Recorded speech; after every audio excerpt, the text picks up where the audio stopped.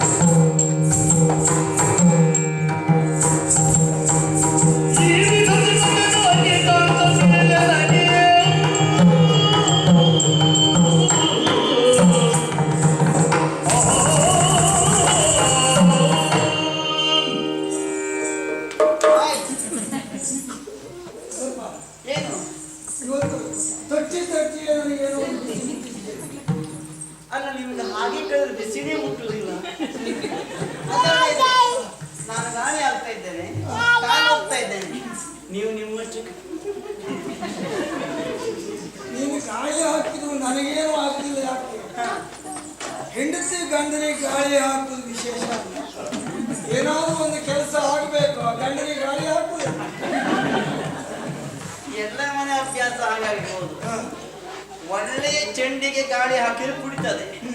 ಅದೇ ತೂತ ಚೆಂಡಿ ಗಾಳಿ ಹಾಕಿದ್ರೆ ನಮ್ಮನೆ ಗಂಡ ಹಾಗೆ ಗಾಳಿಗಳ ಉಪ್ಪು ಜಾಸ್ತಿ ಅಲ್ಲ. ತೂತಾದ ಚೆಂಡು ಅಂತ ಅರ್ಥ ಅಲ್ಲ. ಇದು ಗಾಳಿ ಜೊತೆಯಲ್ಲಿ ಹೆಣ್ಮಕ್ಳನ್ನ ನೀವು ಮುಚ್ಚಿಗೆ ಬಿಟ್ಟು ನೀವು ಬುದಿಲ್ಲ. ಇದಕ್ಕೆ ನಾನೇ ನೋಡಿದೆ. ಏನು ಹೇಳುದಿಲ್ಲ ಅಂತ ಹೇಳಬೇಡ ನೀವು. ಯಾಕೆಂದ್ರೆ ನಿಮ್ಮ ನಾಡಿಗೆ ಗಟ್ಟಿ ಉಂಟು, ನನಗೆ ಗೊತ್ತುಂಟು. ಈ ಒಂದಕ್ಕಿಂತ ಹೆಚ್ಚಿಗೆ ಮದುವೆ ಆಗ್ಬೇಕಾ ಅವರ ನಾಡಿಗೆ ಗಟ್ಟಿ ಇರದೆ. ಸುಳ್ಳು ಹೇಳ್ಬೇಕಲ್ಲ. ಅವಳೆಲ್ಲ ಹೇಳಿದ ಇವಳಿಗೆ ಗೊತ್ತಾಗಬಾರ್ದು, ಇವಳೆಲ್ಲ ಹೇಳಿದ ಅವಳಿಗೆ ಗೊತ್ತಾಗಬಾರ್ದು. ಒಟ್ಟು ನೀವು ಅಂದ್ರೆ ನನ್ನ ಅರ್ಥ ಇರಬೇಕು. ಒಂದಕ್ಕಿಂತ ಹೆಚ್ಚಿಗೆ ಮದುವೆ ಆಗುವುದು ಸುಳ್ಳು ಹೇಳಬೇಕು. ನಾನು ಪ್ರಾಮಾಣಿಕವಾಗಿ ಹೋಗ್ತೇನೆ. ಒಂದಕ್ಕಿಂತ ಹೆಚ್ಚಿಗೆ ಮದುವೆ ಆಗಿದೆ ಅಂತ ಗೊತ್ತಿದ್ದು ಮದುವೆ ಆಗುವುದಕ್ಕೆ ಸಿದ್ಧರಾಗಿ ಬರ್ತಾರಲ್ಲ ಅವ್ರು ಏನು ಹೇಳ್ಬೇಕು?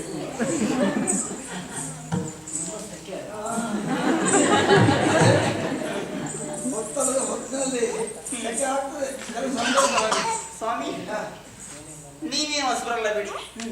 ಯಾವತ್ತು ನನ್ನ ಒಟ್ಟಿಗೆ ಇರ್ತಾ ಇದ್ದೇವೆ, ನಾನು ನಿಮ್ಮ ಒಟ್ಟಿಗೆ ಇರುವುದು. ಎಷ್ಟೇ ಮಡದಿರಲಿ ನಾವಿಲ್ಲ, ನಾನು ಬಿಟ್ಟು ನೀನಿಲ್ಲ. ಇಲ್ಲಪ್ಪ, ಎಷ್ಟೇ ಮಡದಿರಲಿ ನಿಮಗೆ ನನ್ನಷ್ಟು ಪ್ರೀತಿ ಯಾರು ಅಲ್ಲ.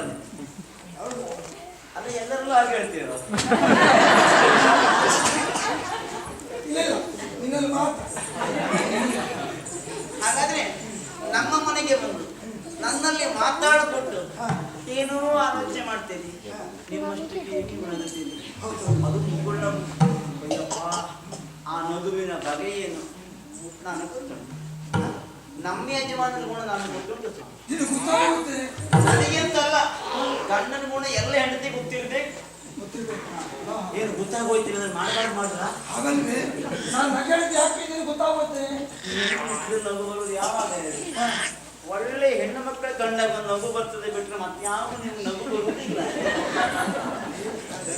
ಏನು ಅಂದ್ರೆ ನನ್ನ ನಗೆಯಲ್ಲಿ ಹೆಣ್ಣು ಮಕ್ಕಳ ವಿಷಯ ಬಿಟ್ಟು ಬೇರೆ ವಿಷಯವೇ.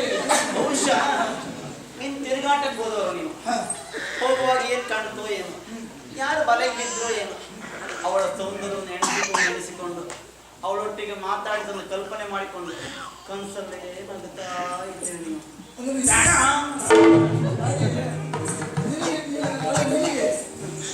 ಅಷ್ಟೇ ಹೆಡ್ಡ ಅಂತ ಅನಿಸಿ ಹೋಗಿದ್ದೀಯ.